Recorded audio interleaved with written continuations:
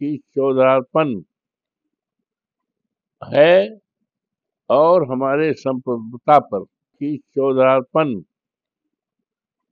है और हमारे संप्रभुता पर इनका बार बार ये हमला है।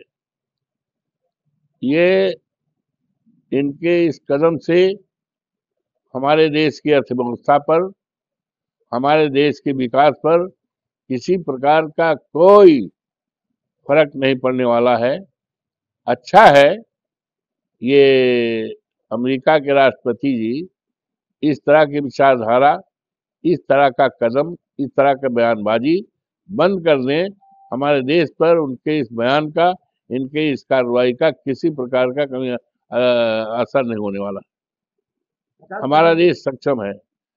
50% हो चाहे 100%, कोई अंतर नहीं होगा इनके इस तरह से निर्णय से हमारे देश की अर्थव्यवस्था पर, हमारे देश के विकास पर, हमारे देश की राजनीति पर किसी प्रकार का कोई असर नहीं पड़ेगा।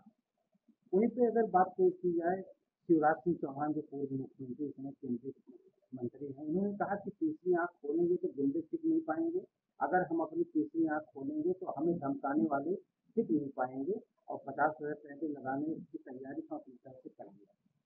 वही तो मैं कह रहा हूँ। अच्छा होता पार्लियामेंट में सदन आहूत था, अच्छा होता कि इनके खिलाफ अमेरिका के राष्ट्रपति जी जो बार बार इस तरह का, तो अच्छा होता कि सरकार सदन में इनके खिलाफ निंदा का प्रस्ताव, चेतावनी का प्रस्ताव लाते और उसमें हम लोग भी सहमत थे, उस प्रस्ताव को पास करते कि ये जो धमकियां दे रहे हैं हमारे संप्रभुता पर अटैक है, हमारे देश के लिए अच्छी नहीं है। लेकिन पता नहीं सरकार की तरफ से कोई ऐसा प्रस्ताव नहीं आया। भाजपा का लाली पास न बने चुनाव आयोग, ममता बनर्जी ने चुनाव आयोग को चेताया, उन्होंने और अनुरोध किया भाजपा का लाली पास न बने, हमें धमका कर करके कुछ नहीं कर सकते हैं, और अगर वो चाहते हैं एनआरसी चाहते हैं तो चुनाव आने पर मतदाता सूची में नाम हटाना चाहते हैं तो कर सकते हैं।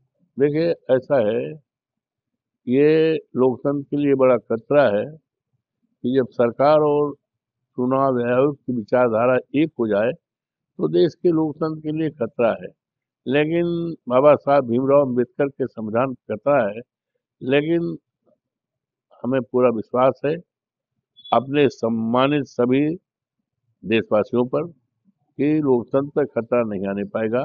बाबा साहब भीमराव अम्बेडकर के संविधान पे खतरा नहीं आने पाएगा।